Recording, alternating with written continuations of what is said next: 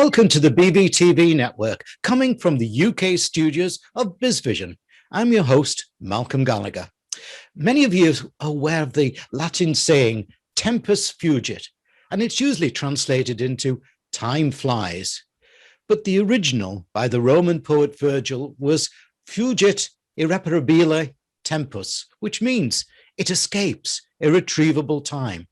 This is why Tempus Fugit is often said, time's a wasting, which is what you may be saying to me unless I move on with it. But time is irretrievable, so we must maximize time with improved productivity. My guest today is one half of a father and son team who have used their tremendous experience to produce a great book, which is already helping me to improve my productivity. It's called Do What Matters Most, Lead with a Vision, Manage with a Plan, Prioritize Your Time. Let's go from becoming your best to meet Steve Shallenberger. Hello, Steve. Hello, Malcolm. It is a delight to be with you. Oh, well, same here. Listen, where are you in the world today? Okay, we're in the Rocky Mountains, Western United States, in Salt Lake City, Utah. Ah, so the Rocky Mountains aren't all in Canada then? They're big mountains. They go a long ways. Yeah, and I suppose that gets, just the very name Salt Lake City sounds hot, doesn't it?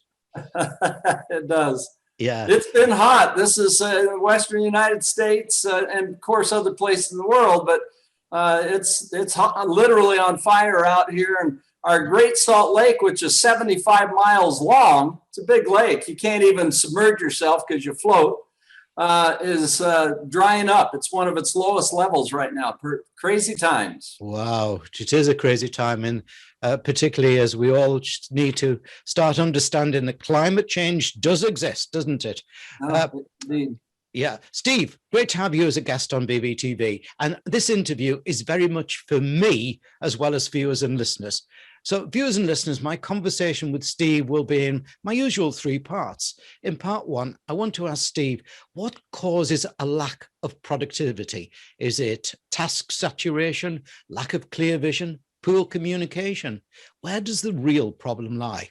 And in part two, I want to talk to him about how all of us can increase our productivity. And listen, by 30 to 50%.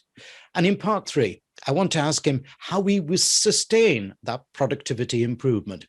But first, Steve, can you briefly tell us about you and Rob and why you felt it was important you write this book?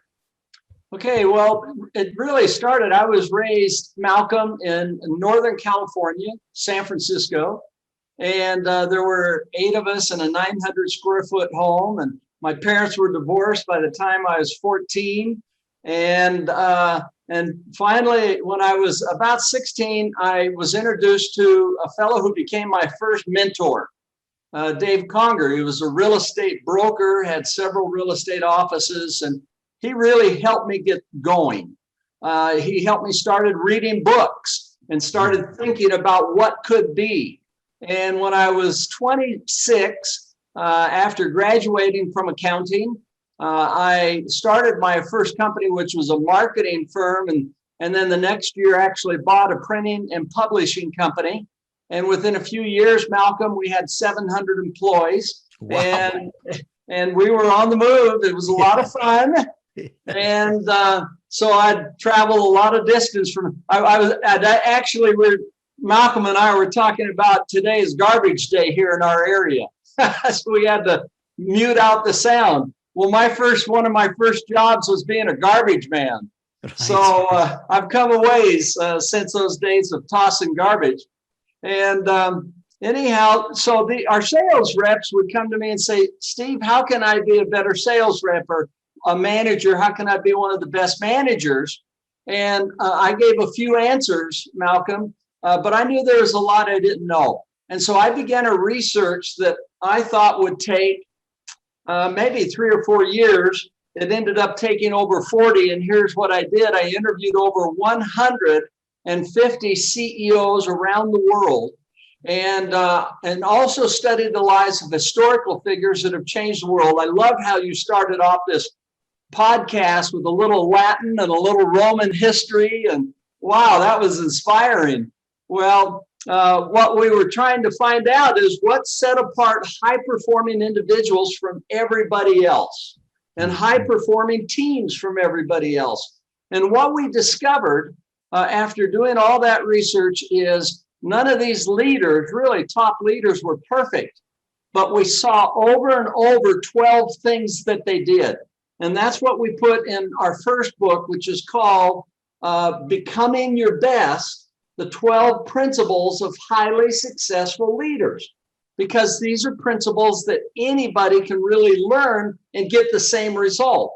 And when they make them habits, then they get in that same rare category of highly productive people.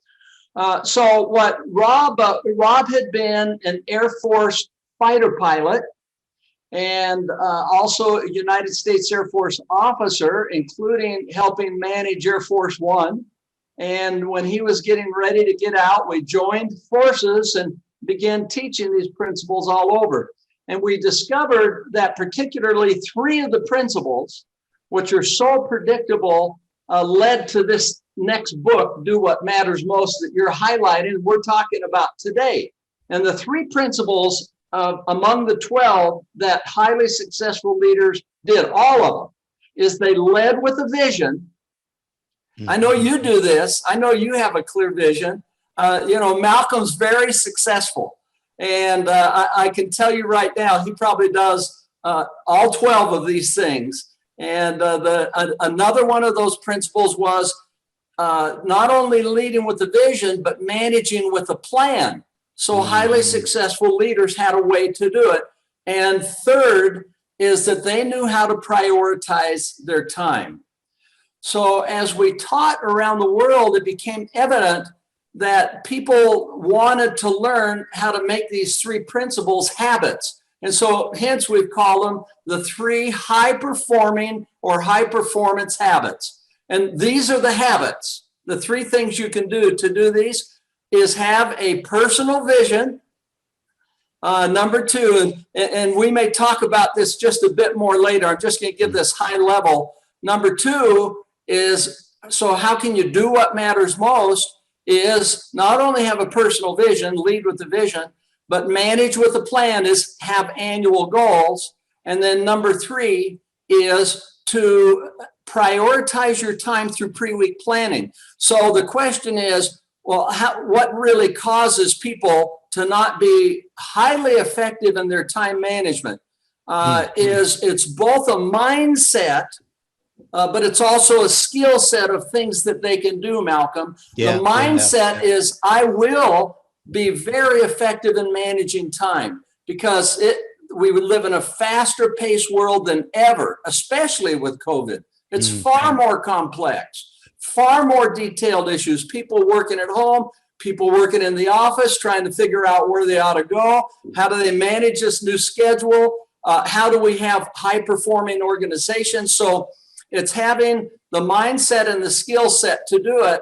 And that is what allows you to consistently do what matters most. It helps you with the process, helps you with task saturation. It helps you not become complacent. It helps you get to a whole nother level. And you said something really key, and that is, how do we increase our productivity 30 to 50%? There is a way to do it. And we're going to find that out soon. Yeah, don't give them all away yet, Rob. Don't give them. Don't. Look, I tell you one thing before we do move into the questions. Just one little area that I've learned something from reading the book. And, I was telling you before we started recording how many interviews we've done, 500 since March 2020. And, don't forget, we've got the rest of our work to do and so on. And I felt that I've always done pre-planning. I understand that, pre-planning. But the one thing that made me jolt when I read it in the book was I haven't been linking that pre-planning to the vision. Now, I've been doing the jobs and planning the jobs, but forgetting that I needed to prioritize those to the vision. So that's one thing that I've got to thank you for. There's a few other little things. I like Chairfly, by the way, but we'll talk about that one later on. Let's move into part one. Steve, we can all read about low productivity rates. We can shrug our shoulders and accept that's the normal, but it shouldn't be like that. What causes a lack of productivity then? Is it task saturation? Is it that lack of clear vision? Is it poor communication by leaders? Is it employee disengagement, especially after COVID? Where does the real problem lie, and why should it be tackled? Yeah, okay, so you bring up a great issue, Malcolm, and indeed, you've really hit this one spot on, Malcolm, and because I don't want to forget, in addition to giving you a shout out for the great work you're doing, wow, 500 shows since last March. That is so inspirational because it's stimulating people to think differently, to improve themselves. So congratulations on a great work. Thank you. And second to that, I just want your listeners and viewers to know how grateful and humbled I am to be able to be on the show. It's a privilege.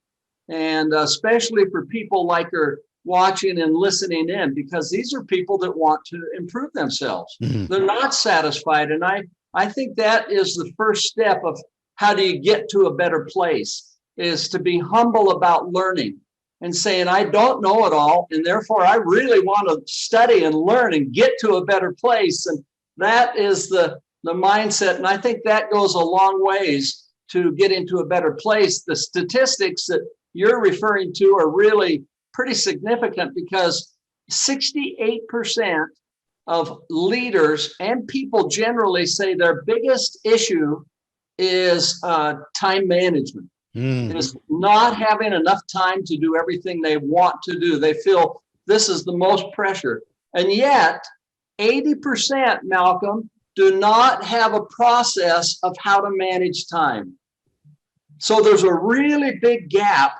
And hopefully that's where we can be of help, is to share the research we've done and the science behind of how to boost your productivity. Incredible. Just managing that time is interesting.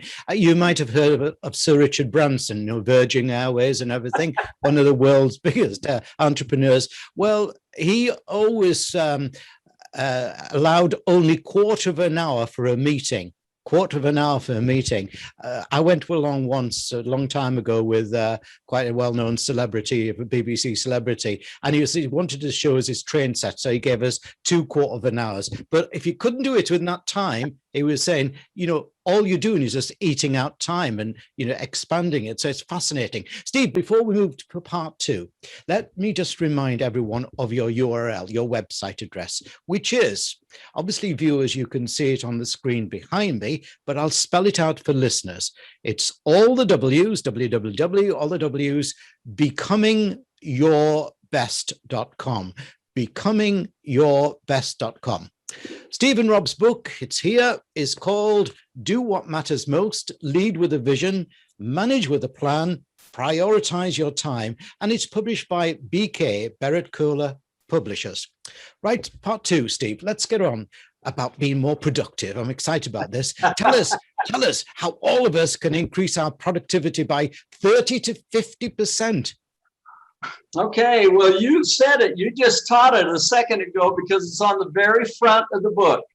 And the answer is to consistently do what matters most. So someone asked me one time, Malcolm, well, what matters most? Well, what are some things that matter most to you, Malcolm? My wife and children and grandchildren. And they have to be priority. Okay, I'm glad Malcolm got us started. Indeed, this is the very first part. Notice the three things. It is to have a personal vision, to have annual goals, and to do pre-week planning, which allows you to prioritize your time. So three relatively simple things, but it takes a little work to put them in place. And Malcolm shared with us something a few minutes ago that's critical, and it's the first one, which is to have a personal vision. This means that you see crystal clear Just think of these three simple things that allows you to get this 30 to 50%. So if it's okay, I'd like to show how they're connected. Please. Yes. Okay. All right, good. So the key to doing all this is to know what your roles are in life. It really helps us down this pathway all the way through on doing what matters most. Because if you don't see it clearly, I love Malcolm's answer just a few minutes ago. One of the things that matters most to him is his wife and his family, his children, grandchildren. And these are the things that are among the most precious. If that's a role, right? His spouse is a role. Another is parent and grandparent is a role. Another we all share together is personal. In other words, physical fitness, health, emotional strength, spirituality, whatever that looks like for you. And so we recommend that you have 5 to 7 roles in mind. Work and professional might have a couple, whatever your assignment is. It might be CEO, it might be a division manager, it might be a warehouse manager, could be a teacher or soccer coach, whatever it is. But so first we invite you to have those 5 to 7 roles clear. And so now these 3 things have a personal vision, and just get a sheet of paper. And when you have the book is really a lot of fun. And I appreciate something Malcolm said before we started. He said, it really makes it easy. Well, it makes it easy because, well, we had help in thinking about the best way to write this for you. And so on each one of these 3, we have a why. Why do you have a personal vision? And we also have a how do you do it? And same with annual goals. It's a mindset, skill set. So there is a skill set.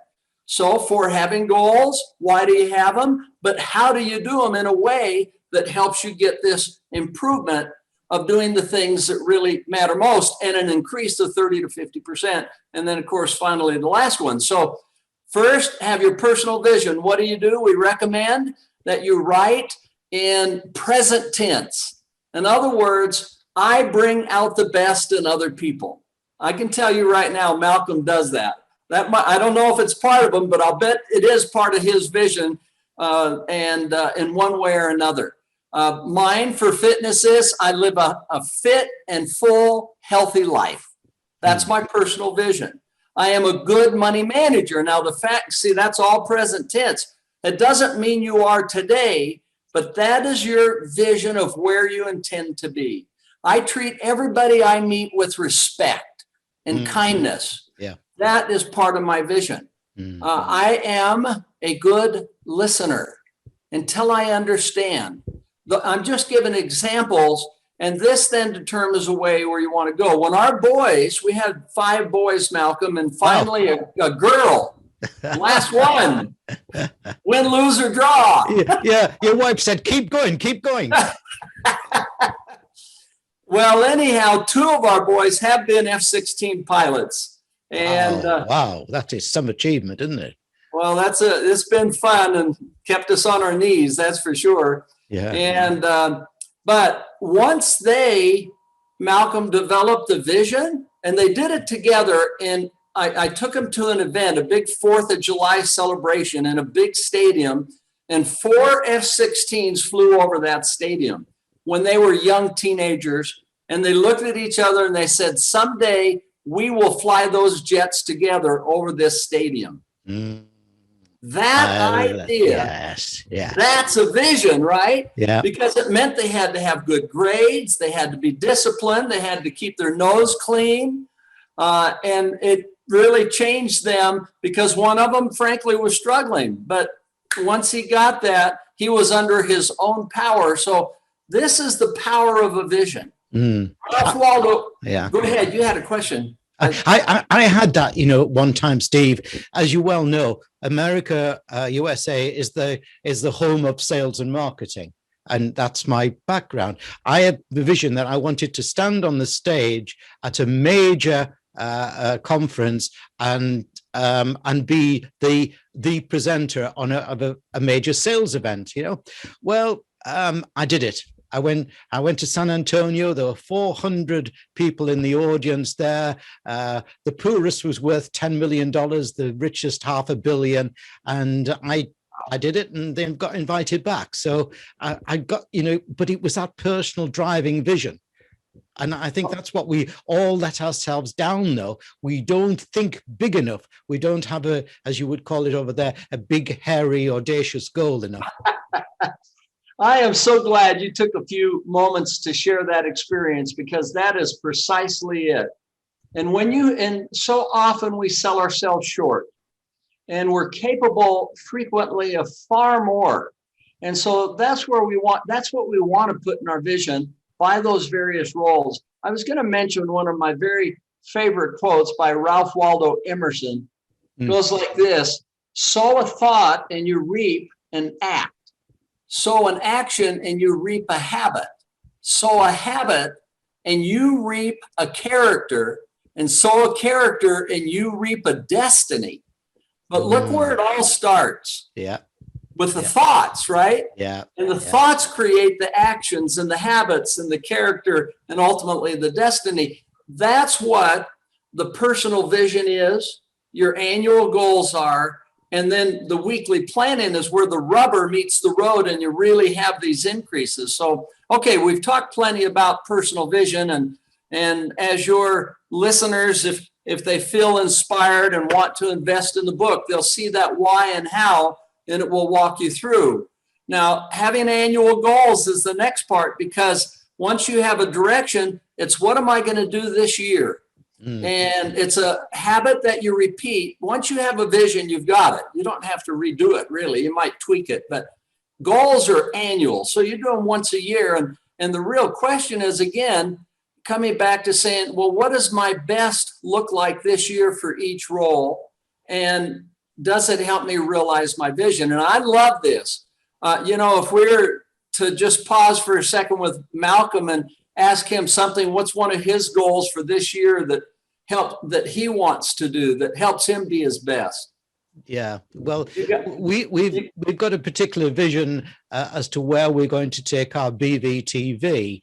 Now, that is a big vision, Steve. We've come a long way. We've just won Best International Content Production Company, which is quite exciting, from a cold start. Yeah. But we've got a bigger vision now, and that vision, though, actually revolves around our viewers.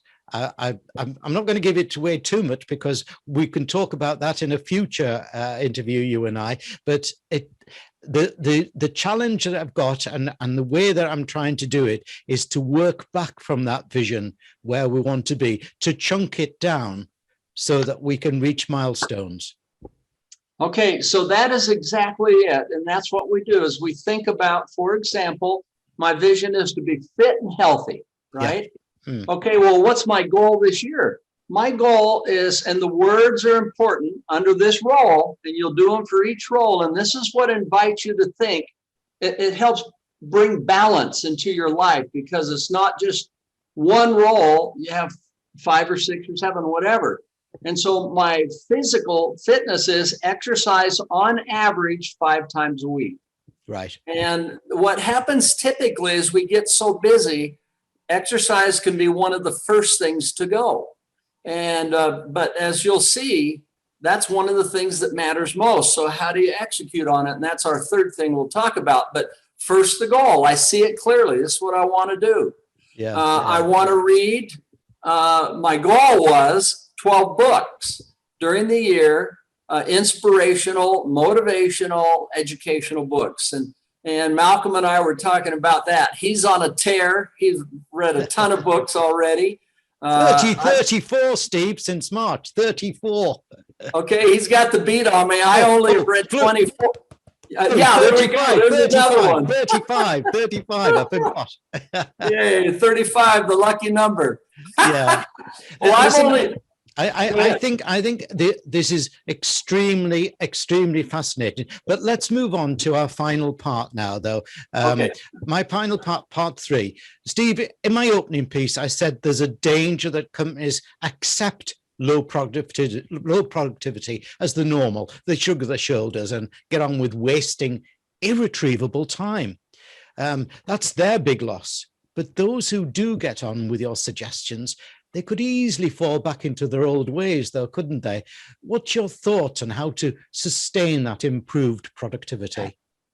Okay, well, that is the perfect entree to talk about this last one, which is doing pre-week planning. So the 3 high performance habits are, everybody's listening, right? Have a personal vision, have annual goals, and the third is you prioritize your time by doing pre-week planning. So how can you sustain this over a long period of time to consistently do what matters most? And pre-week planning, Malcolm and our listeners, viewers, is you take about 20 to 30 minutes sometime during the weekend in preparing for the next week. And we actually have a little template you'll see in the book, the why and the how. Here's how you do it. And it is first to write in the top, you have 7 little columns and a role in each one of these to head up each of these columns. The next is, what action will you take this week that matters most in each role? And so let's take, for example, Malcolm's. One of his roles we know is spouse. For example, what's something that you can do that really matters most as a spouse that you can do that makes your wife feel really great this week, Malcolm? Taking her a cup of tea into her bedroom every morning and saying thank you. That's wonderful. That's become a habit, by the way, Steve, now, because that habit is now moving on further because it's so easy. And we're celebrating 35 years of marriage in a few weeks' time. It's so easy to forget to say thank you. Don't just to your wife, but to your people as well, isn't it? Oh, truly so. Well, see, this is the vision we're talking about. This is leadership all the way. What sets you apart from everybody else? It's pausing by your roles and saying, what is excellence this week? It might be, in addition to the tea, to write a letter of appreciation and put it under a pillow. Oh, that's a great idea. I like that. Yeah. Yeah. Or take a single red rose and put it on the pillow and say, I am so grateful. I love you. And, it's that those small, single, little, simple acts. But for me, under personal, exercise 5 times. And then the last step of this little 20 to 30 minutes is, when will you do it? Yeah. And we're just creating an extension, Malcolm, for Google Docs and Outlook that actually puts this template right on your calendar. And it'll be out next week, I think. So we'll have to watch for it. It's being piloted right now. But well, you'll have to let us know, and we'll tell people about that, Steve, because my planning, and I go back to some of the original books I first read, Dale Carnegie, How to Win Friends and Influence People. It's actually still on my rack above there. It's looking a bit gray, things like that, and how I increased myself in selling Frank Becker and things like that. And I learned then, forced the planning. So mine is usually a Saturday morning. And the reason it's a Saturday morning is because obviously it's come Friday night now, I have a little bit of time with my wife, but on a Saturday morning, I'm up early, I'm at 6 o'clock, I'm up early, I get that planning done, and I've parked it for the weekend. Do you know what I mean? I parked it in my brain so then I can get on with putting aside work and get on with all the other jobs that she's given me a list of, scrub the floor, cut the grass, all those sort of things, be together. And I think you've got to have, in my mind, and I'd like your opinion in my mind, to have a regular time of doing that planning. I was just talking with a large property development company, the president of this company last week, Kunal from Kenya. And he actually went through with his, a couple of key people, read our book, and then went through a course maybe 3 months ago. And he did exactly what Malcolm just talked about, is having a place, a time when you do this. It's blocked in. And his was 2 o'clock on Saturday. And he Right. said, all of our team decided to just do it individually, and we got it done. But it is a game changer. This is the game changer. And I'd like to give one brief example and then just finish up with, well, how does that produce 30 to 50% increase? Because I think we've done it. We've been able to talk about the outline, and as I said, the book will give the whys and the hows. But I was teaching, Malcolm, a group of Pepsi executives. This was in Alabama. The name of the company was Buffalo Rock. It was the third largest Pepsi distributor in the world. They've been in business for 130 years. Pretty amazing company. And I noticed one of the executives wrote down under his role of father to call his son. That's what he put there for the action, okay, the do what matters most action. And then he wrote it in Wednesday at 7 p.m. in his calendar. And so I asked him, well, why is that a big deal? And he said, it's a big deal because I have not talked with my son in 7 years. Wow. Yeah, they had an argument, had not talked since. And I said, well, this is a big deal. And so I was going to go back 6 months later and work with this team again as a follow-up. And I could not wait, Malcolm, to go back and see this fellow and see how it came out, see if he really did it. Like, I knew it was a matter of most deal, but did he get it done? And so I asked him, I said, how did it go? And he responded, I called him. And I said, well, he said, well, we couldn't even remember what the argument was about. Never.